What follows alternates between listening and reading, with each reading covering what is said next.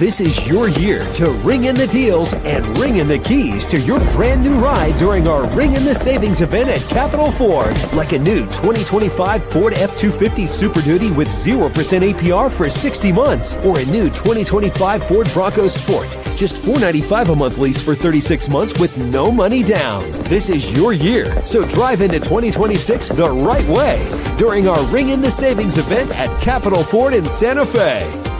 Not just a day or a week. This President's Day event lasts all month long at Capital Ford in Santa Fe. Find monumental savings on our best Ford selection, like a new 2026 Ford Escape plug-in hybrid, now $5,800 off MSRP. Or a new 2025 Ford Bronco Sport, just $400 a month lease for 36 months. So hurry and save during this President's Day event all month long at Capital Ford in Santa Fe.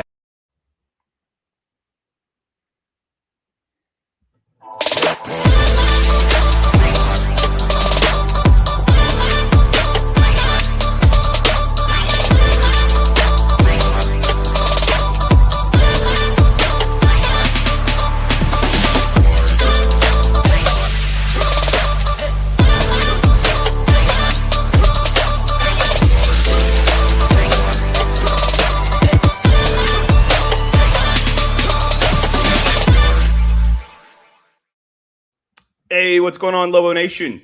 We welcome you to another episode of the Pit Press Live.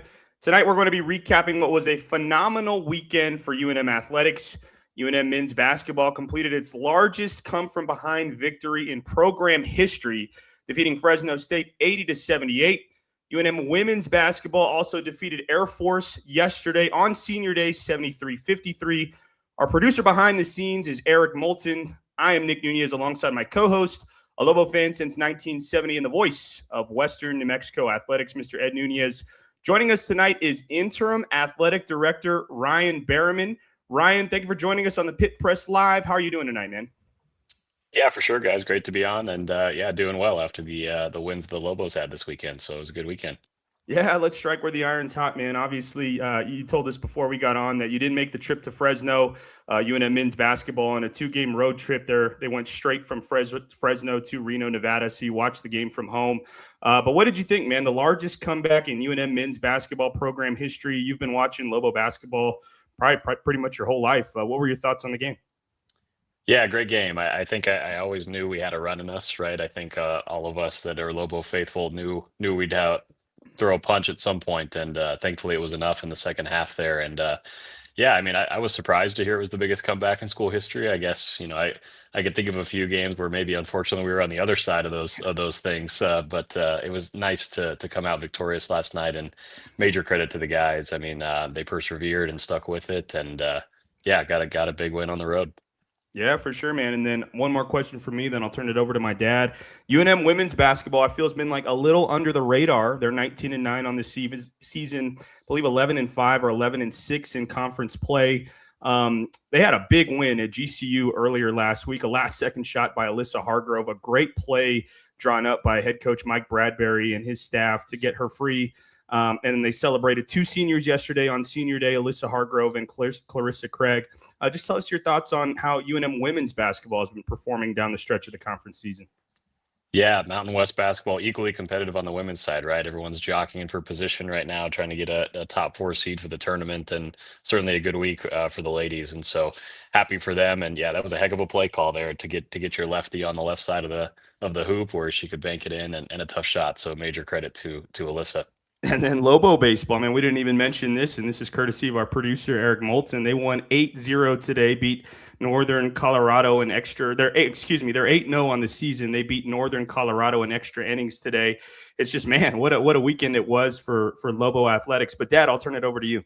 Last week sweeping Fordham, Gene Trujillo, the former St. Pius guy, Mountain West Player of the Week, and also played basketball for the Sartans. So that was good to see. That kid's got some talent, man. Saw him at church a couple of years ago. I'm like, damn, who is that guy? And I knew when I knew him, and I had to go and ask, but a big strapping kid, and it's good to see a local kid, especially. But I wanted, you mentioned you watched the game, and Ryan, you're in charge of all athletics, man. So sometimes we forget that. You work with Coach Alford, Fern Lobo, and Eddie Nunez. You've got a lot of great experience in your young career, and so much more on your plate. But what impressed you last night? Now, when I went back about that comeback, and when they said that, I've been a fan since '70, man. And I thought about it, I'm like, dang, that's our biggest comeback. And one, you mentioned we've been on the other end of that. And this is before you were even born, or maybe you're like 1 or 2 years old. The Lobos were up by 10 on the Aggies at the Pit when Greg Brown, the late great Greg Brown, was playing, and the Aggies came back and beat us in overtime, and that was a piercer, man. Losing to the Aggies, I hate the Aggies, and bro, it's a rival. I don't hate them personally, but the Lobos and Aggies were always a rivalry. So what was it about last night? You mentioned you thought they had a chance. I'm coming back from Western last night, from Silver City, listening on the radio, and then I watched Nick and I actually got to watch the replay today. What was it about that comeback? It started at the end of the first half and bled into the second. What was it about that comeback that impressed you the most?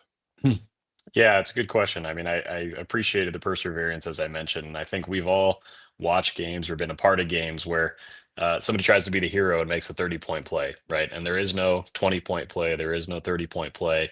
We just kept chipping away at it. And, that takes a lot of patience from the guys. And I thought Dayton was incredible last night. The way he battled back and led us into that rally there in the second half. And so, yeah, they just persevered and kept chipping away. And yeah, when you're down big, there's no magic play that's going to score 20 points. You just got to keep chipping away at that thing. I think one of the things that you mentioned is hero ball, right? And I got to say this about this team. I say this about Western New Mexico's 21-5 and 14-4 in the conference, and they haven't had a season like that ever. So this team here at Western is very, very special as far as the teamwork. So I think, when a comeback like that, you got to play. And I thought Luke Hopp made some key plays, winning plays. He's not going out of his lane to jack threes. And even with Chol, makes a couple extra passes. He's maddening to me because I think we can get more. I think sometimes it's of his length, right, his athleticism. But I thought as a team, you're right. When you're down 20 like that, you've got to 21. You've got to make winning plays as a team, and they did that.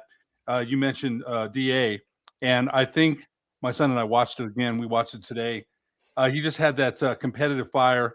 I'm getting downhill. He didn't have any assists, but stole the ball, scored. That ball pressure had been kind of missing the last couple of games. I think his the conference had kind of stopped him. He's a downhill driver. They like to put rim pressure, and I thought the conference had kind of adjusted to that. But yesterday, my son and I both said it. He had that competitive fire where we're not losing. There's no way we're losing, man. So he kind of put the team on his back and made the plays that he needed to. What was your impression of him? Yeah, I thought Dayton and to your point, you mentioned Luke as well, both made senior plays last night, right? I think Dayton had 8 rebounds, and I would argue maybe the game-winning rebound there at the end where he got fouled. And then Luke Hopt was all over the floor. I mean, unfortunately, I think Fresno scored on the play, but there was one play where he was scrambling in rotation, and I think he blocked the shot twice. And unfortunately, Fresno made a shot, but he was all over the floor just making game-winning plays. And that's what you need your seniors to do in the later half of conference play. And so I thought both of those guys stepped up last night. I mean, we could talk about every guy. I thought JT Rock hit a couple big shots last night. So, yeah, they just persevered. And the best thing about this team, and I've said it before, is that you never know where it's coming from. And to me, that's a testament of a strong team. I got one more question. I'll turn it back over to my son. But, Ryan, and this, the fourth year that New Mexico's won 20 games, man. Richard Pitino won 20 games 3 years in a row. And now Coach Olin in his first season has won 20 games and has got the Lobos right in the thick of it against, Nevada games against Nevada, San Diego State, Utah State, and I believe Colorado State to follow. So I think that's a testament to, your work to Fern Lobo, who hired. Again, he was gone. He was here so fast and gone that I think people forget he hired Jason Eck.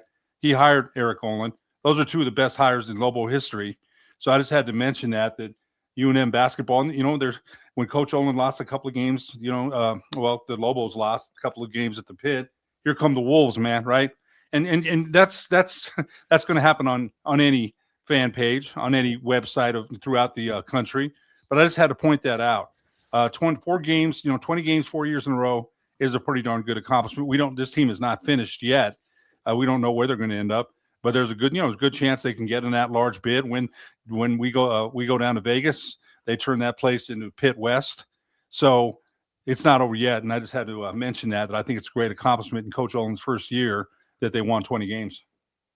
Yeah, and I appreciate you saying that because Coach has some elite company in that stat. I mean, Steve Kirkland, who I think is the best sports information director in America, gave me this stat after the Air Force game the other night. But it's Coach Olin, it's Norm Ellenberger, it's Dave Bliss, it's Steve Alford, and it's Craig Neal. Those are the only 5 coaches in Lobo history that have won 20 or more games in their debut season. And you look at some of the guys on those teams. He's an elite company there, being able to do that, especially with the complete roster turnover. So he deserves a lot of flowers for that. Yeah, no doubt. Son? Yeah, Ryan, wanted to switch gears and talk to you a little bit about the legislative session for the state of New Mexico that just wrapped up last week. Part of the final week was an $11.1 billion budget that was approved by the Senate on Wednesday and then approved by the House. I believe on Thursday, it's going to go to Governor Lujan Grisham's desk for approval. She has until March 11th. But can you just tell us, on a general level, what were the wins for UNM athletics in the legislative session? Yeah, the legislative support is imperative to our success as an athletic department. I think you break down our budget and look at it holistically. 25% of our budget comes from state support. There's Coach Eck there. We took him up a couple times. He's he opens a lot of doors up there, and he is a people person, and everybody wanted to talk to Coach Eck and talk about how they could help. And our main focus this year was University Stadium on the capital side. And so I'm sure a lot of Lobo fans read about our master planning effort as it relates to University Stadium. That's something that Fernando and I have been working on since October, September, and really it was getting to the session was kind of the culminating moment for that process, to be able to share the plan and share the work that needs to be done. And so really grateful for our state legislature for stepping up. We have a lot of champions in the House, a lot of champions in the Senate that made this possible, and the governor's office as well. There's $28 million that was appropriated to University Stadium. We can get a lot done for $28 million. And I think we all know University Stadium is stuck in the past a little bit, right? Built in 1960, and a lot of it's original. And we couldn't let this moment, that the historic season that Coach Eck had, conference realignment compounded together, right? We can't let that moment go by without doing something. And I really feel like our elected officials stepped up to the plate and helped us out this session, and really grateful for their support and excited to get to work on that. Yeah, definitely, man. You mentioned that $28 million that's supposed to be appropriated for updates to University Stadium. In a perfect world, let's say Governor Lujan Grisham signs the budget, that $28 million goes to UNM. How quickly could UNM athletics get started on the renovations to University Stadium? Yeah, I appreciate the question, Nick, because we've got that one a lot. I think we'd love to put a shovel in the ground tomorrow if we could. But being realistic, I think we're probably looking at, January 1, 2027 to start to phase some of these in. Now, what you have up on the screen here was kind of our all-in phase 1 plan. That one was closer to $58 million. We have some monies left from the governor's office last year. So we'll be able to do quite a bit that you're seeing here on this plan. We won't be able to do everything, but we're hoping to put a shovel in the ground by January 1st, 2027. And then, this pretty rendering here shows what's possible if we just keep chipping away at this thing. And that was very strategic to kind of look at this in phases, because to totally gut and redo the stadium all at once is not practical for a lot of reasons. And so we're excited about this phase plan. And I think there's some minor things we can do before we kick off in August, but I think substantial changes would probably kick off January 27. Yeah, Ryan, how big was it, that UNM and New Mexico State football game that was played in September of last year? A lot of state legislatures attended that game, and they got to see firsthand kind of some of the issues. Kind of think, how big of an influence was that at the legislative session this year?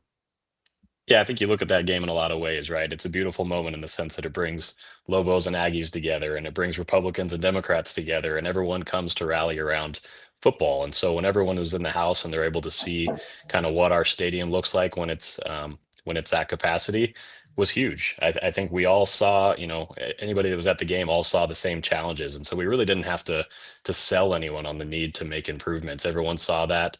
And I think everyone wanted to help, right? Especially after the year that we've had. And like I said, Coach Eck was immensely positive impact in Santa Fe this year. And so grateful for him for making the trip more than a few times with everything he has going on. So we're excited, and we're looking forward to getting this going. That, you mentioned, Ryan, about the urge or the need with Coach Eck having a winning season, and you've got 377 restroom fixtures, concessions, the concourse. I went to the San Diego State game, and we have the option of sitting in the press box. But I'm glad I sat with my wife as a fan and took it all in. I looked left, I looked right. I was like, it's one of the most exciting moments I had. And Nick and I, when Nick was small, went to the games when Rocky was coaching. We didn't miss a game, man. I remember when they beat Texas Tech with a field goal and walked them off. And we've seen some exciting moments at University Stadium. But you mentioned having Coach Eck, how important, 9-3 on the season, right? How important was that hire? And to get the ball rolling finally in a stadium that, let's be honest, sometimes wasn't at capacity, right? We didn't see a lot of people there. That thing it's changed now. Before Fernando Lobo left, he had changed some marketing things, and then you came in and carried the baton forward, and you've got your own ideas, man, your own vision. You have to. So how important was hiring Coach Eck and, getting that, what chemistry he has? You mentioned a people guy, a community guy, wants to be here guy. How important was that hire overall and getting this ball rolling? Yeah, it's huge. And I actually just got a text. We got a live listener from Boulder, Colorado, Fernando Lovo. So I'll text him text him here and ask him what went into his hiring process there. But yeah, major kudos, right? I mean, those two guys, formed an incredible relationship early on. And I think all of us, rolled up our sleeves and did everything we could to make Lobo football successful this year. And there's, at the end of the day, it all starts with Coach Eck and the student athletes and what they were able to do this year. But I think we saw what happens when a community can rally behind a successful football program. And for us, this is just the tip of the iceberg. I think we're excited to run it back this year and really excited for Coach coming back, but also the number of student athletes that we were able to retain and bring back to wear the Lobo uniform next year. And so, you look around the country and see how much transition there is. I think we're in an incredible spot. Looking forward to August to running it back. I think it was an exciting, like I said, I've been a fan through it all, man. I don't care what the record was. I was always going to pay attention, follow the team, go out to the games when I could. So I think Coach Eck, even when Coach Long was here, and all due respect to Coach Long, who was, probably the looked upon as the best coach we had here, so far. Coach Eck isn't done. But it was exciting to see. Again, Coach Mendenhall came in here and won some games. No knock on him. He could coach football, but he's not a guy that's going to be out there in the community and selling Lobo football and being out there and doing the running high fives. I mean, my wife loves that. When she sees that, she cracks up when he's running out there and high fiving with the players. It's a genuine thing. So to move that needle forward, and I've seen it where I was there when they had 44,000 against the Aggies. I remember having to park way in the heck out there in the dirt, man. And when, like I said, when Nick was small, we didn't miss a game, and it was a special combination of some local guys with the toughest heck defense from Coach Long. Had Cole McCamey, Hank Baskett, Dontrell Moore, some local New Mexico kids. And so I think it can happen. That's what made me look around the stadium when I was there that against San Diego State and say, you know what, this can happen, man. It can happen. That it hadn't happened. That's, you're moving forward now. And then with the team you guys have, with the youth you have over there, you and Amy, and you've got a lot of young people with different ideas and vision, and Fernando Lobo was a huge part of that. And we loved him here, man. I mean, at that time we saw you guys at Barella's Coffee House. He was so nice to my wife. My wife never forgot it. And you got to talk to people too. You want things, you have to get in the community. And he's gone, and you're here now, man. And you know what? You got a great opportunity here and a lot of great experience. So, and you're from here, man. So there's a lot of. I know the things haven't been decided yet, but from that standpoint, man, I wish you all the luck in the world for sure. I think you'd be great here. I really appreciate that, Ed. That means a lot. And certainly, the place means a lot to me. The school means a lot to me. The community means a lot to me. But I think to your point there with Fernando, with Coach Eck, with everyone involved, everyone's authentic in their intentions. And I think we've seen what can happen when there is authenticity, right? I think last week, Coach was at the Realtors Association on Wednesday, and by Thursday I might have had him up in Santa Fe, and by Friday he was at another fundraising function. He's everywhere, and it's one thing to talk about marketing the program, but it's another thing to go do it and be authentic in those interactions. And I think that's something our entire department is really strong on right now, because we all care about this community. We all love this community. You've got to have one more thing, and I'll turn it right back to my son, but authenticity, especially, you have to have people skills, man. You do. Bottom line, if you're going to sell something here, and Fern knew how to sell, Coach Eck knows how to sell. Coach Olin might be a little bit more withdrawn, but the product on the floor, Lobo Basketball, you already know how people feel about Lobo Basketball here, man. You already know. So I think you got a great team in place there, and things are really moving along. Hopefully they keep that momentum going. Son? Yeah, Ryan, wanted to switch gears again and ask you about the new Mountain West media deal that was announced February 3rd, 2026. It'll kick in for next season. The media partners for the Mountain West Conference will be CBS Sports, Fox Sports, the CW Network, and KISWE. Just tell us generally, man, how different is this media deal from the current one that's in place now, and how do you feel about the exposure that UNM Athletics will get?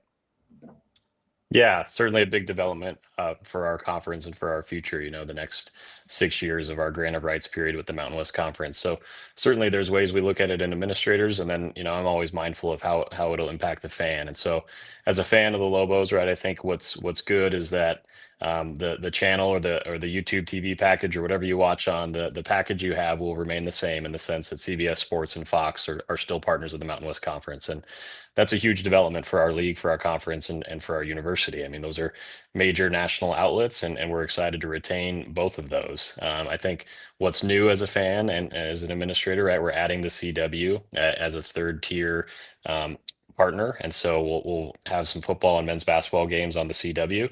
And then probably the biggest change, right, I think a lot of us are used to watching games that maybe aren't picked up by TV on the Mountain West Network. That platform is turning into kind of a subscription-based platform. And overall, we're really optimistic about that. I think there's a lot of revenue upside for that, considering some of the games that'll be on that platform, and some of the new members and matchups that are entering the league. And so while that'll certainly be a change, I think we're encouraging all of our Lobo fans to support that, and know that, however those revenues get shared down the road is kind of still being ironed out. But I do know there's going to be some revenue sharing based on, subscription base and who you're a fan of in terms of what program. And so that's kind of how it'll all come together, and that'll take effect July 1 when our new members join the league as well. And so overall, a very positive development, and we're excited about this next chapter. Yeah, for sure, man. It was a long time coming, at least the announcement of the deal. I know at least sometime this summer, Mountain West fans were tuning in thinking that a deal may have been announced this summer, and then it didn't happen this summer. Then we waited to the fall, and it finally gets announced in February. I'm just curious, were the member schools consulted at all in the negotiation process, or is that something that was handled exclusively kind of by Commissioner Navarez and at that level? Yeah, it's a great question. It's certainly spearheaded at the conference level, but at the end of the day, we're all stakeholders in that exercise, right? Whether it's the group of athletic directors or the board of directors, which is the presidents. And so it may have seemed like it took a long time, right? I think you saw a couple other conferences, one in particular kind of announced theirs in phases. I think the Mountain West chose to announce kind of all together. So maybe that felt like it took longer, but there was constant work happening behind the scenes amongst all those stakeholders really since last summer, to your point. And so really the announcement that came out a few weeks ago is kind of a culmination of all that work. And like I said, I do think it's a positive for our conference and for our exposure. And the grant of rights deal kind of lays out how much money, each conference member will get. I'm not asking you for specifics, but in terms of what UNM will get from this new media rights deal, is it comparable to what was in effect for the previous media rights deal? Yeah, I think we're all kind of still working through a lot of those details. I think largely we expect it to be similar. And, in terms of how that all trickles down, like I said, there'll be some new elements to this now that we'll have kind of a revenue share component with the streaming platform. But we're certainly optimistic that will remain whole financially. And like I said, I think the upside there that we have to kind of generate additional revenues through some of these new channels will be something we'll pursue heavily. Dad, go ahead. Ryan, when when it was announced that the teams would be leaving the conference, I think there was probably a lot of angst amongst Lobo fans. What would it mean for New Mexico as far as any? We don't know going forward. There's there's teams that are going to be added. But I've got to ask you this: we were at the Mountain West football media conferences last year and listened to Commissioner Gloria Narvaez, and I just want to ask you, what kind of job has she done? She's really, I think, in other words, people are probably thinking the conference is going to fall apart. Everyone wants to join the Pac-12, and the Pac-12, there's still some things in question there. They're going to owe the Mountain West some money for leaving, and that's going to be tied up in some litigation. But I think she's done a wonderful job in keeping the conference together. And what is your opinion? What do you think how's she done? Sure. Yeah, I think we're very fortunate to have great leadership at the conference level. And I think, candidly, this is a kind of a new lens for me to see the commissioner through in the last few months, and certainly been impressed with some of the developments in the last few months. But just looking, kind of back when I was, a seat removed, and kind of how the league has stuck together and added quality members. I think, to your point, there's a lot of different ways that could have gone, and I think we're very fortunate for the members that are joining the league, and to reignite some of these rivalries with UTEP and create new rivalries. Right. I think 10, 12 years ago, whatever it was, when Utah State and some of the WAC schools came over to the Mountain West, maybe that wasn't a rivalry. And now we all have that one circled on our calendars. And so I think, the only constant about college athletics right now is change. But, through time, we'll see the fruits of our labor. And I think, to your point, it took a little bit of time, but we got a great television deal here now. And that's all the credit to the commissioner and the Mountain West office. Yeah, no doubt about it, son. Yeah, Ryan, we're speaking with acting UNM athletic director Ryan Berryman. Ryan, wanted to ask you about something that came out in the Albuquerque Journal earlier this week. Jeff Grammer reported on potential or what UNM can do to retain Eric Olin and his staff for UNM men's basketball. They've obviously had a fantastic season, over 20 wins in his first year, and they're in position to potentially contend to repeat as Mountain West regular season champions. And potentially get an at-large bid to the NCAA tournament. It's hard, man. It's really hard. Obviously, when Coach Pitino left last year, he served 4 years at UNM and gave everything. But Lobo fans get a lot of anxiety. It's a double-edged sword. When you have a lot of success, then other programs at the national level want you. What would it take to retain Coach Olin and his coaching staff for a longer period of time, 3 to 5 years? Yeah, I think, this is something that's always on our mind, right? We always want to be able to not only just recruit, but retain quality talent, whether it be our coaches, administrators, or student athletes. And so to piece this apart a little bit, right, I think we'd rather be in a situation where we're worried about how do we find a way to keep XYZ here than how do we find a way to get rid of XYZ here. And so I think we've got to be very grateful for the situation we're in. It's a good situation to be in. We always want to be proactive in those conversations, right? I think all of our expectations as administrators, as fans, is for Lobo basketball to be competing for a conference championship. And we're there right now. And our resources always have to match our expectations. And so that's a dialogue that Coach and I, all of our coaches are keep constantly. And I think we've had great conversations so far about how we can continue to do that, especially in this next iteration of the league with other things changing, and how we best mitigate some of those things or capitalize on some of those things. And so those conversations are ongoing, and I feel really confident in Coach Olin and I's relationship, and how we can continue to invest in the program that means so much to so many. So yeah, just totally thrilled with what he's done this year, and not surprised at all based on what we saw even going all the way back to the interview process. Yeah, man. Talk to us a little bit about your working relationship with Coach Olin. You kind of had to hit the ground running when the news broke that Fern was going to CU Boulder, that you'd be taking the interim role, and just tell us how your working relationship is with Coach Olin. Yeah, I mean, even going back to March when I first got back to UNM, my first 2 weeks on the job was, coach going to the NCAA tournament, having those conversations with Coach Pitino, and then kicking off a national coaching shirts with Fernando. And so I think I've talked about it when I've been on with you guys before, right? It was incredible to see the interest in this job. It shows you how good of a job being the head coach of New Mexico basketball is. And when we went through that process, it was clear that Coach Olin was the right coach to take us into this next chapter. And just continued to maintain and develop that relationship ever since then. There was, a good month or so there where it was just coach and I in the gym, right? We were in the conference room every day. We didn't have any assistant coaches. We didn't have any student athletes yet.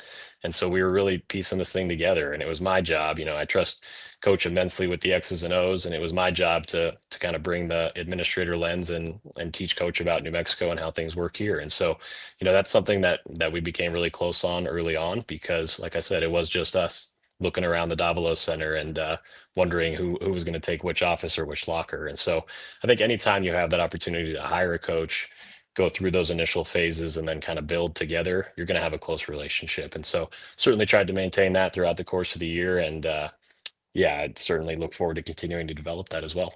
Yeah, Ryan, one more question from me, then I'll turn it back to my dad. But, you've seen a lot of UNM men's basketball coaches come through here, man. You were obviously a student manager under Coach Alford and Coach Neal.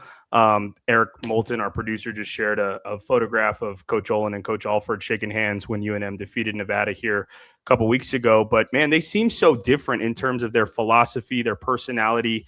But the results, are kind of similar. But just from a bird's eye view, man, can you tell us about kind of their philosophical differences in building a program, Coach Olin and Coach Alford? Yeah, I've had the great pleasure of working for or working with a lot of different coaches, and every coach is going to be different from the next in terms of their style and their approach. I think, I'm so incredibly grateful to have been around Coach Alford's team at that time where I was just starting in athletics and just tried to be a sponge in everything I do. And obviously my role was much different then than it is now, but just respected the way that Coach Alford really commanded authority of a program, right? He had his expectations. If those expectations were not met, there were going to be consequences. And we all knew what Coach Alford's expectation was. There was no, uncertainty there. And, the way that he could really coach defense was incredible. And it's surprising for a lot of people given kind of the offensive, talent that he had as a player. But, I thought that dynamic between Coach Alford and Coach Neal, that they had their offense and defense, they played good cop, bad cop incredibly well. And, they really took turns in that relationship and learned so much from being in that environment. And, I think of all the coaches I've had the pleasure of work with, there's been great lessons through all of them. Look at Coach Olin's system now, in terms of the way he approaches offense and defense, totally different than how Coach Alford would have coached the game. Clearly it works, right? And so there's no one size fits all.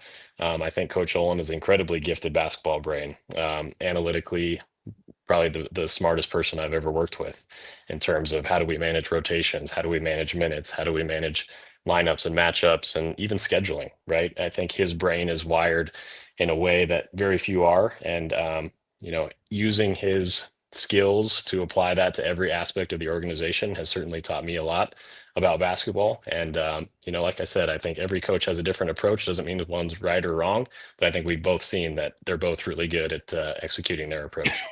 Dad, go ahead. Marvin McBurrows, a former Lobo alumni who played for Coach Bliss in the 80s, was here for alumni night. And I asked him, I said, hey, what'd you think of Coach Olin? And he said he went to shoot around and practice. And he said that these guys track everything, man. They track, meaning the coaches. So I think you're right about that. I've seen there. Well, I saw Coach King a little. I was only a kid. And then I, saw Norm. I saw all the Coach McKay, Frischella, Bliss, Colson, all of them after that. And I think you're right in that. Nobody has used analytics and metrics more than Eric Olin. In fact, Nick and I, who've been around basketball a long time, look at it and marvel. We had Ray Rodriguez on last week, and he was a 34-year coach with Cibola and Highland at the high school level, and he marvels at the way he coaches and manages minutes and rotations and things like that. And I think it was like that at UCSD. They almost beat Michigan in the NCAA tournament, and he has a team philosophy. If you look at it, there's not a big swag guy, comes in like, hey, man, I'm the man. And, you had individuality with Dan and Nelly, and they won. There's different ways to win. You mentioned that. There's different ways to win, and Coach Pitino made the most of what he had. And so I think you're absolutely right about Coach Olin. And it was kind of funny. I just have to make a comment. I'll turn it over to my son. Somebody mentioned, Steve Lavin getting fired at San Diego, and that Coach Olin would want to go back and Jake Hall would want to go back. And I'm like, I don't think that's a step where they're going there. That kind of made me laugh about that one, because every job that's going to come open is going to be speculated if Coach Olin is going to be a candidate. He's that good of a coach, I think. One question: how good has Jake Hall been? I mean, last night another dagger, right? And just such confidence. Not the fastest guy. The shot fakes kill you. The angles, that baseline shot, another dagger, man. I was like, look at this. I mean, same thing he did a game before. How good has he been as far as you've seen a lot of ball players come through here? How good has he been? Yeah, he's had an incredible season, Ed, and a lot of our freshmen have, candidly. And I think, you mentioned the confidence that he's shown to make some of those shots. I really think it's a two-way confidence that the coach has in Jake to make those shots, right? I mean, we just ISO'd the floor last night and let Jake go one-on-one, and he made a play, and that's clearly Coach Olin and that's the whole staff's confidence in Jake to do something like that. And I think part of coach's system is putting his players in the best position to succeed. And I think we've seen that time and time again. Obviously, 2 game winners in the last 2 weeks is certainly an example of that. But you see how he puts guys in position to have success, whether it's Jake, whether it's Uriah, whether it's Dayton, whoever it may be. You find, a way to win in those margins. And anytime you can do that, I think you're going to be successful. It's one thing to know analytics. It's another thing to apply them. And so for Jake specifically, I mean, it's just been a thrill to watch him play and developed, and really excited for what his future will hold here as a Lobo. Son. Yeah, last topic, Ryan. We're joined again by Interim Athletic Director Ryan Berryman. I've shared on the screen, Ryan, you're a candidate, obviously, for the permanent athletic director position. UNM has retained Parker Executive Search Firm to hopefully narrow down some candidates as to who could be the permanent athletic director for UNM athletics. Here is the search in progress timeline for the executive search. This is available at the UNM webpage, but January 2026, the search committee launches. We're here in late February now, where finalists are supposed to participate in on-campus visits and meetings with key university and community stakeholders. And by early March 2026, a vice president and director of athletics is chosen. That's, hopefully the timeline that we're hoping to work on. But if you could just give us an update as to where that's at and, if everything is on schedule. Yeah, I think the university has done an amazing job in communicating the timeline, the process, assembling an amazing committee there. You click through that and see all those great Lobos that are dedicating their time to this process. And so largely, that process, to my understanding, is following that timeline, and certainly respect the confidentiality of the committee doing their work there. But as far as I know, that timeline is continuing. I think it's crucial to follow that timeline and follow this process that's inclusive and transparent, because this position is very important to our university and to our athletic department and to our state. And so it needs to be done correctly and needs to be done right. And so really respect, like I said, all the people that are on that committee that are taking their time out of their schedules to really vet this position and these candidates. And, at the end of the day, I think we all want what's best for New Mexico and what's best for the Lobos. And I think we'll know according to that timeline here in the next few weeks. For sure, man. Well, we appreciate your service acting as acting athletic director. You've done a phenomenal job. We can tell you love UNM athletics. You're a 2-time graduate of UNM. So thank you for all that you've done for UNM athletics. Dad, do you have anything else for Ryan? Ryan, I'll echo my son's sentiments. You were here, and you got some great experiences, some great mentors, man. Coach Alford, and I have to tell a real quick story. I still remember watching a game one time on TV, and they didn't get his board right away. And I still remember, where's my bleeping board, man? And it was funny. I was like, because that guy, Ward, all over. He's in charge, big, large, and in charge, no doubt about it. So you've worked with him. You've worked with Eddie Nunez. You've worked with Fernando Lobo. You left for a while, and you worked with some great leaders where you were at. You've learned a lot. And so, everyone's has their time. I think your time is right now. I know it's a tough decision. I get all that, man. I get it. I just want to tell you, I wish you well. And I hope you're the one, man. I really do.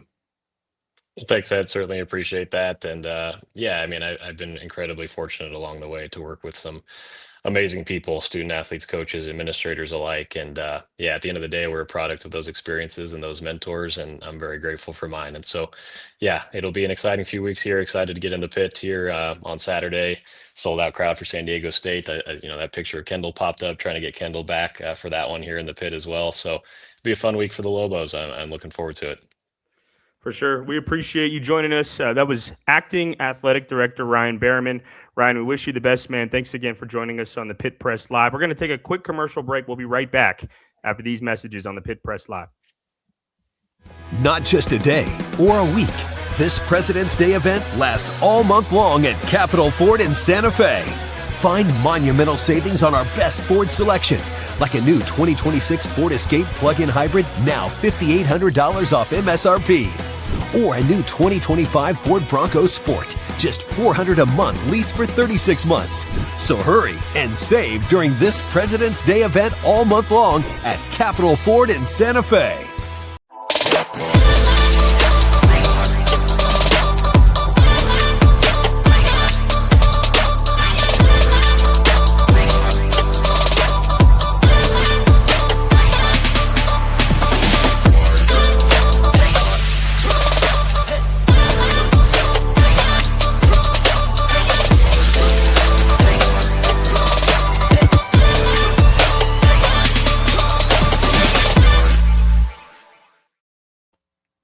Hey, welcome back, Lobo Nation. This is the Pit Press Live.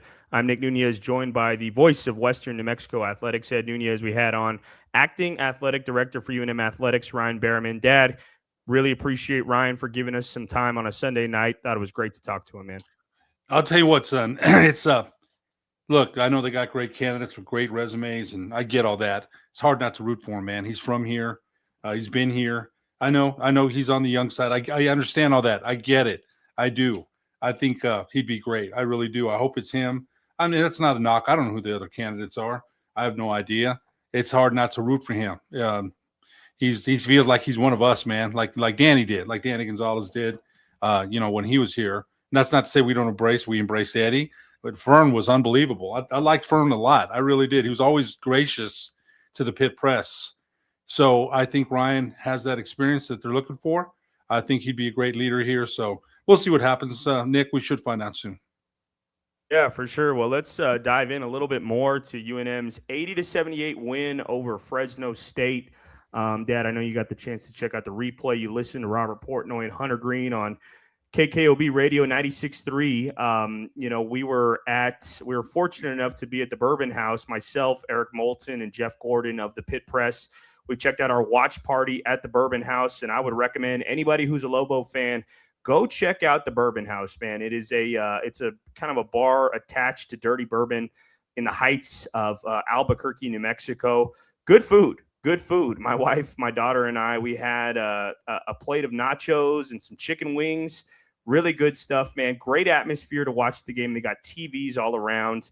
And again, it's attached to Dirty Bourbon off of Eubank and Montgomery. So just a great atmosphere to check out a game. Once again, thank you to the Bourbon House for sponsoring the Pit Press. But, Dad, it could not have been more of a disastrous start for UNM men's basketball. They go down 22 points, 40-18 with 5:20 left. Their defense was all out of sorts. You and I kind of talked about it, and we've got some highlights here courtesy of our producer, Eric Moulton. For me, Dad, let's start with kind of how it started. UNM's first dribble defense, particularly in transition, was very bad.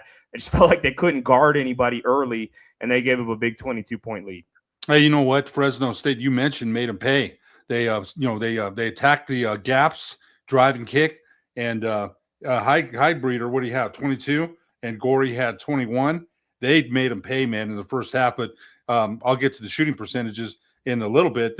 Fresno State was 18 of 29 in the first half, Nick, and 6 of 12 from three. So they blistered the nets and really made UNM pay for any defensive mistake. You mentioned the UNM just about a step slow. That first dribble defense is important. And but when we were listening, they were down by 20 when Aaron Rivera and I turned it on. And then near the end of the half, they started crawling back. And then that momentum carried over into the second half. For sure. And, I think part of the thing for me, part of the reason that Fresno State was so efficient early on, I mean, UNM just couldn't score the basketball. They started 2 for 10 in the game.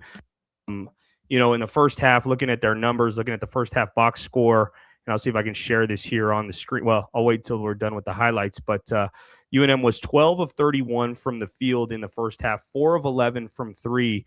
So, I thought particularly that Tomislav Buljan and Dayton Albury, they had some opportunities at the basket, and they just couldn't finish. And that led to transition opportunities for Fresno State, where Zayon Collins, Jake Heidbreeder, these guys got downhill, got into the paint, and they sprayed it out from three. You talked about Jake Heidbreeder. He hit 3 threes in the first half. Deshaun Gorey hit 2 threes in the first half, and a lot of that came off dribble penetration. So UNM's defense was all out of sorts. But, Dad, what do good teams do, man? They finish the last 5 minutes of the half, UNM does, on a 14-2 run. They didn't panic. I mean, when you're down 40-18 in the first half, some teams would mail it in. They'd be like, you know what? It's just not our night. But this team did it, man. They stayed the course, go on a 14-2 run, cut the lead to 12 going into the break. And I thought that was very important for UNM to make that statement going into halftime. When I was, like I said, listening to the radio, I was encouraged. I was like, hey, they've got a chance to get it to 10. Chip away slowly but surely. And, you mentioned, I thought with what I said to Ryan Berryman, Luke Hopp made some key plays in the first half. He had 10 points. It's not a lot of points at 5 of 8 from the field, but he makes good decisions. There's a comment there. Yeah, this is from Brandon Ortega. RB is the definition of someone who has paid his dues to get where he is. UNM is lucky to have him, and he has always carried himself like someone that is grateful to be a Lobo, and that is courtesy of Brandon Ortega, co-host on Lobos Live with Kenny Thomas. Great words from Brandon. Couldn't agree more, man. I mean, when you're homegrown, Ryan Berryman is a product of East Mountain High School. Worked his way up from a student manager position on the UNM men's basketball team. You cannot get lower on the food chain than that. And to be where he is right now, man, couldn't say enough good things about Ryan Berryman. Jalen Dominguez, also a New Mexico guy, Albuquerque High graduate. I know he's a candidate as well. Yeah. Good luck to him too. We'd be lucky to have him too. I think we're just so lucky to have such interest in UNM athletics.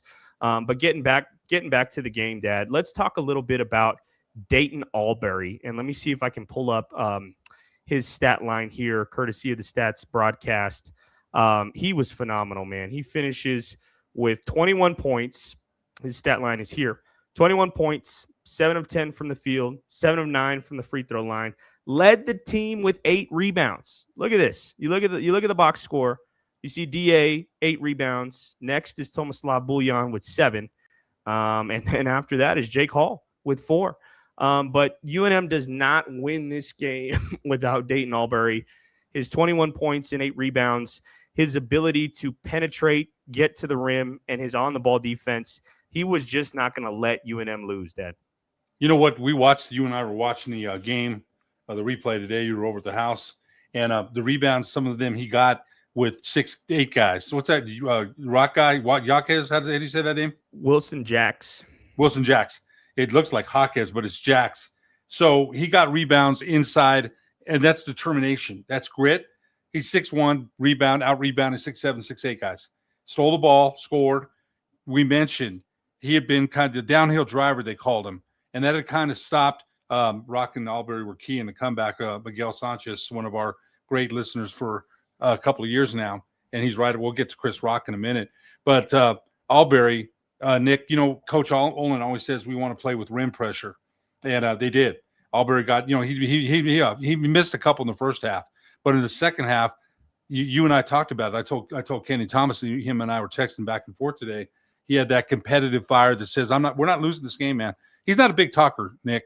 We saw that in the press conference. He's not going to sit there, and that's what he did when, he hit that guy from behind in the tournament in the head, and they suspended him for a game.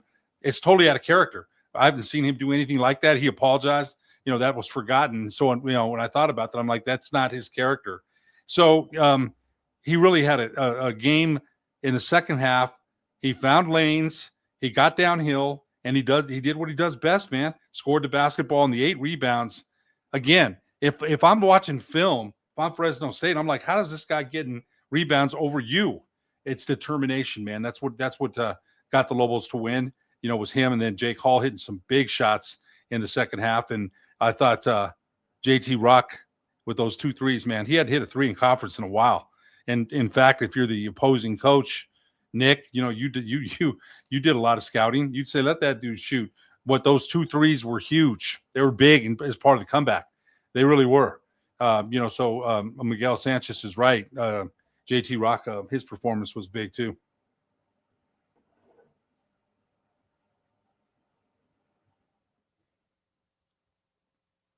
Sorry about that. Was on mute.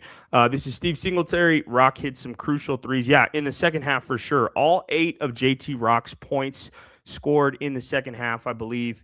And just his ability to pick and pop, man. He was not shooting well from the three-point line. He was obviously someone who can shoot from the three-point line. Fans remember in the Lobo Howl, he participated in the three-point shooting contest. You can tell just by the way that he shoots the ball. He's got a smooth stroke, but did not shoot a high percentage in conference play coming into this game.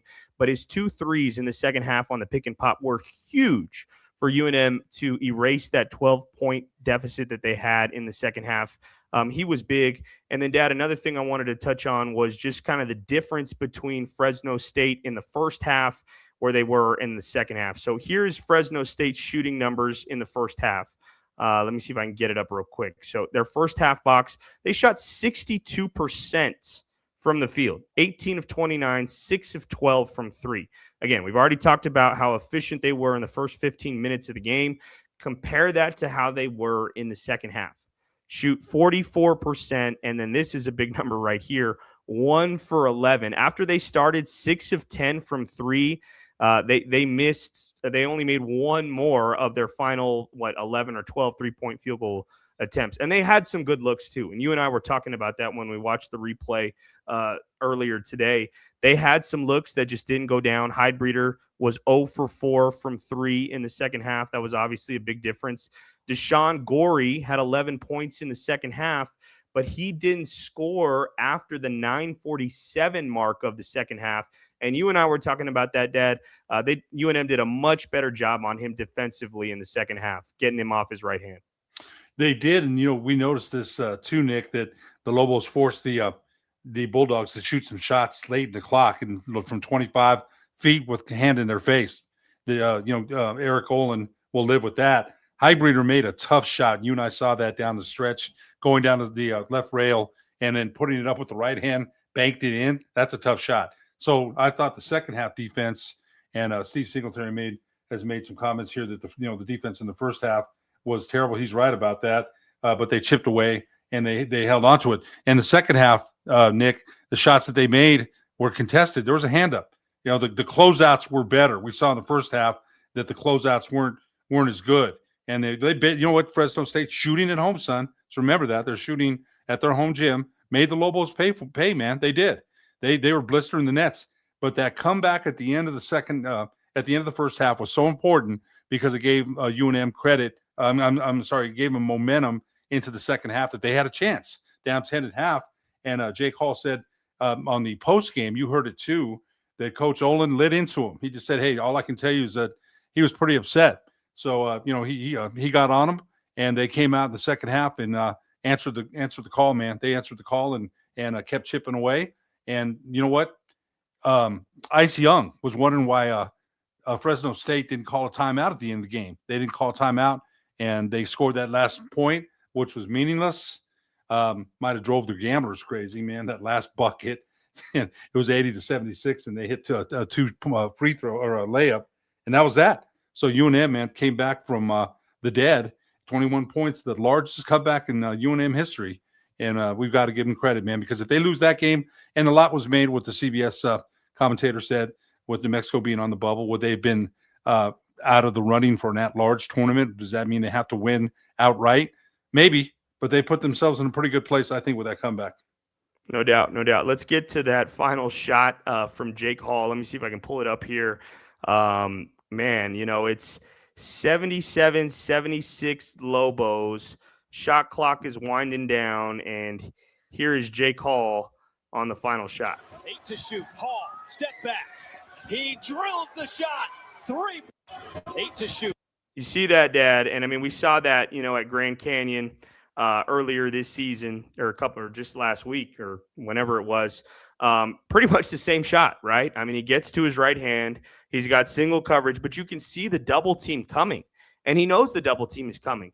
He gets to his spot on the baseline, gets into hide breather just a little bit with that left shoulder, steps back, and man, big-time players make big-time shots. There probably hasn't been anybody who has been more clutch than Jake Hall for UNM men's basketball this season. Nick, I got to say this. The other thing, too, that Coach Olin said on the postgame was he had messed it up. The Hall's shot the first time was spacing.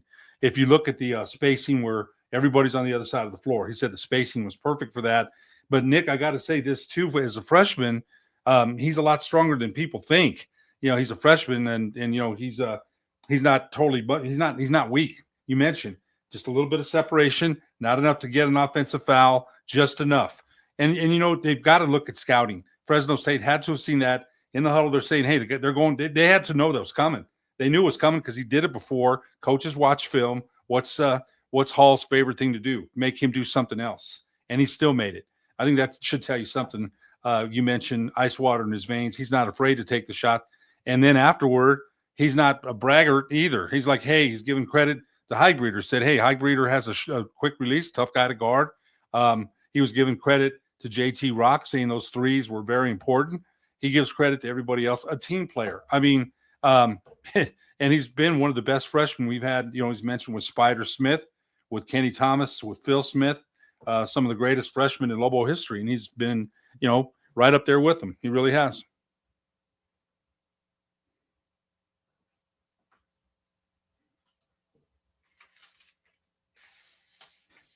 Excuse me. Let's look ahead, Dad, to UNM men's basketball's matchup with Nevada. They've got Nevada at 9 p.m. on Tuesday night. Nevada coming off an 80-77 win over Utah State at home last night. And what a game that was, man. Utah State led for 30 minutes of the game, but Nevada won the final 8 minutes. And that's what Coach Alford said in the postgame press conference, that we won the final 8 minutes. Utah State goes 3 of 15 from the field down the stretch. MJ Collins had a 3 to tie it. They got 2 good looks, but a lot of things to break down from that game between Nevada and Utah State. Carson Templin misses a couple free throws, the front end of the 1-and-1 with Utah State trailing by 2. And, man, you know what, Dad? I think this is a dangerous Nevada team. We obviously knew that. Coach Alford, arguably one of the best college basketball coaches in college basketball history. That might be saying too much. He hasn't accomplished all that much to maybe get that title. But he's got his Wolfpack playing really good basketball at the right time. And it's going to be a tough one for UNM men's basketball going into Nevada on Tuesday. He wants revenge. There's no doubt about it. You mentioned that the big win over Utah State. So Utah State loses. San Diego State lost for the second time in a week.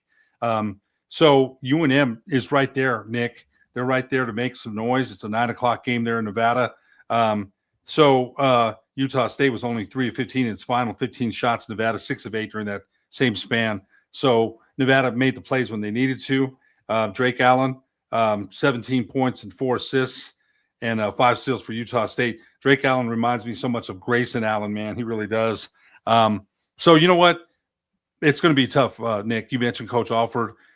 Certainly coaching at Iowa before he came here, Southwest Missouri State, we got them to the Sweet 16, UNM, UCLA, Nevada. He's been around, also won a gold medal, won a national championship, played for his dad, played for Bob Knight. We know all about him. So, I expect a tough game Tuesday. Let's quickly look at when UNM defeated Nevada on January 24th, 80-73. This is the box score from that game. And, Dad, from what I can recall, that was a month ago, but Nevada goes on a 9-0 run to start the second half and goes up by 8 points. And UNM, we didn't shoot well inside. I recall Tomislav Buljan getting double teamed. Coach Alford, Coach Neal had a really good defensive game plan to try to take him away. And UNM just could not finish layups at the rim. I don't remember the statistic off the top of my head, but we missed some easy bunnies at the basket that we probably should have got. What really opened up the defense in the second half, so it seemed, and Coach Olin seemed to allude to this in the postgame press conference after the Nevada game when UNM defeated the Wolfpack 80-73, was Jake Hall's three-point shooting. And you can see it right here. Jake Hall finished with 19 points. He was 5 of 9 from three. And once he was able to knock a couple threes down in the second half, that seemed to open up driving lanes for Dayton Albury, and it allowed Tomislav Buljan to be a little bit more effective in the paint. The dagger in that game was Dayton Albury's step-back three, to give UNM the win. I think it's going to be a little bit tougher on Tuesday to win that way compared to how they did in Albuquerque about a month ago. You won Dayton. I remember I went to the game with your mom, and I remember when Albury shot that, I'm like, that was – you're like, no. Boom. Shot with confidence. That was the dagger. That was it. So, I think you're right. You remember it's a road game. That's why winning at Fresno State, New Mexico was favored and was down by 20, came back and won. You're going in with some confidence, I think. The road games are hard to play. Nevada should be favored. So, but UNM already beat them once and have had success against Steve Alford's team. So I think, and I think, Ryan Berryman made a great point about Alford and Neal together as a team. They are dynamite. Now, Neal, as a coach here, was not good by himself. But with Steve Alford has the defense, and Craig Neal has the offense. And you saw it. Craig Neal's always – in fact, I think it was Chad Adams that alluded to that when we had him on, that Coach Neal was always drawing up offensive plays. So you got a good tandem there, Nick, as far as associate head coach Craig Neal and head coach Steve Alford. I was not a fan of Craig Neal here at all as the head coach, but we have to give him his flowers and respect as Steve Alford's longtime assistant there. Let's get to some comments. Steve Singletary, Albury didn't overdrive and get out of position. Totally agree with that. Arguably one of DA's best performances of the season. Coach Olin talked about that in the interview he had with News Radio KKOB on 96.3 with Robert Portnoy and Hunter Green. DA just wasn't going to let him lose. Couldn't agree with that more. And then the same comment from Brandon Ortega, by far DA's best game of the season. First time I've seen him be the most impactful Lobo on both ends. If he can keep that going into March, Lobos are going to be tough to beat. And Coach Olin said that too, to Robert Portnoy. If we're going to need that down the stretch, and if DA kind of has that look in his eye, like I'm not going to let this team lose. I'm going to attack the paint, and I'm going to be that tenacious defender on the ball. This Lobo team is going to be hard to beat for sure. From Miguel Sanchez, a lot of Albury comments tonight. Seems that Albury gets hammered on more drives without a call than almost any other slasher. He certainly attacks the basket at will. And, at the beginning of the season, I want to say he was top 50 in Ken Palm's fouls drawn per game. He's so quick. That first step he has, Dad, we were talking about it when we were watching the replay earlier today. It seems like he can get by anybody he wants. And when he can get to that second level and into the paint, it's just a matter of can he finish or can he draw contact and get to the free throw line? I mean, last night he shot 9 free throws, went 7 of 9. I'll take that every single time. A couple more comments, then we'll wrap this up. From Steve Singletary, Tenet really kept chest-to-chest on-ball defense in the second half was awesome. He was. Tenet wasn't really the scoring night that he's had in the past. Let's see, what did Tenet finish with? His stat line was 4 points, 2 of 5 shooting, 1 assist. But, I think he did some things that don't show up on the stat sheet. He's, averaging double figures this season for UNM, so if he can find different ways to impact the game, and he did last night. Steve Singletary, the scary thing about the Nevada game is Alford now has the USU game as proof to his guys. He has a hard time getting his guys to play with effort. This is going to be a tough one. No doubt. Nevada having lost to San Jose State earlier last week, a total clunker from the Wolfpack, caught everybody by surprise. Not that San Jose State's not a great team. I mean, they're not, according to their conference record. They're just so shorthanded. Tim Miles is a fantastic coach. They just are plagued with injuries and just don't have enough guys. But, when Nevada lost that game earlier on the road, everyone was sticking a fork in them. And then they got a great crowd at the Lawler Events Center. I think it was sold out. And, make no mistake, Steve Alford's going to have his guys ready to go. He does not want to get swept by UNM this season. And then our final comment, and I think we should touch on this a little bit more, Dad, before we wrap this up, from Brian Cantu 2201. Bullion has a bad habit of bringing the ball down low where others can grab it or knock it away from him easily. He needs to hold the ball at chest level and protect the ball. We talked about that. Last night he was going against Wilson Jacks, a 7-foot freshman from Fresno State. Seemed like he really struggled with that length. Tom Moser from Another Night in the Mountain West, go check him out. He talked about how Bullion isn't the best back to the basket player, and I would agree with that. His post move, his repertoire, that's not really his game. Last time Nevada double teamed him and kind of took him out of the game. So Bullion's got to find a way to get his swagger back. I think his best offense a lot of the time, Dad, is offensive rebounding, man. He'll get a missed shot, and he may not get it on the first jump, but his second and third jump is as good as anybody probably in college basketball. He needs a game where he needs to get right. Wouldn't you agree? You know what? I would say that you're correct on a lot of that. I think he scores better on the right side of the block. He'll square up to the basket and put in a little hook off the board. He had a jump hook up yesterday in the lane, just didn't go in. It just back heeled. And I know when I used to shoot those and you miss those, they're right there. But I think Brian is right. Keep the ball chin the ball at the chest level. He got frustrated. He got a technical foul, put his shoulder in a high breeder, which I thought, he got a little frustrated yesterday. And then they're talking to him. JT Rock's trying to pull him away. He's pushing Rock away. He's frustrated. But he did come up with a big dunk near the end of the game. And once in a while, he'll pull through. He'll rip through at the free throw line. And if he sees a lane, he'll rip through and slam with two. So he does have. I think that's absolutely right, though. He doesn't have a lot of tools in the tool bag as far as a post game. But he's been effective. He led the conference with double doubles. We can't dismiss him. I know there's going to be more calls for JT Rock to get more time, and based on, and Coach Olin's happy with his rotation, though. I know that he does things and parses out the minutes the way he thinks are fit, and they've won 20 games. So, not sure what happened to my co-host Ed Nunez, but we had a phenomenal show here tonight on the Pit Press Live. Want to thank Acting Athletic Director Ryan Berryman for joining us. UNM Athletics events this week. We're going to have – there you are, Dad. No worries. But I was just wrapping up the show, Dad. You got anything else? No, you know what, Nick? Great job in getting Ryan Berryman. I'm glad we had him on. And you know what? I don't want to I hope Jalen Dominguez does well, too. We just haven't talked to him, so I don't want to wish them both well, man. Both of them. Yeah, absolutely. Two great candidates. Hopefully that search wraps up in March of 2026. We'll have a permanent athletic director. But once again, thank you to Ryan Berryman, Acting Athletic Director, for joining us on the Pit Press Live. UNM Athletics events this week. UNM men's basketball takes on Nevada on the road, 9 p.m. tip-off. You can catch that on News Radio KKOB 96.3, or you can watch it on CBS Sports Network. UNM women's basketball will be in action on Wednesday night. They will take on Utah State on the road. For our producer, Eric Moulton, my co-host, the voice of Western New Mexico Athletics, Ed Nunez, I'm Nick Nunez. Thank you for joining us on the Pit Press Live.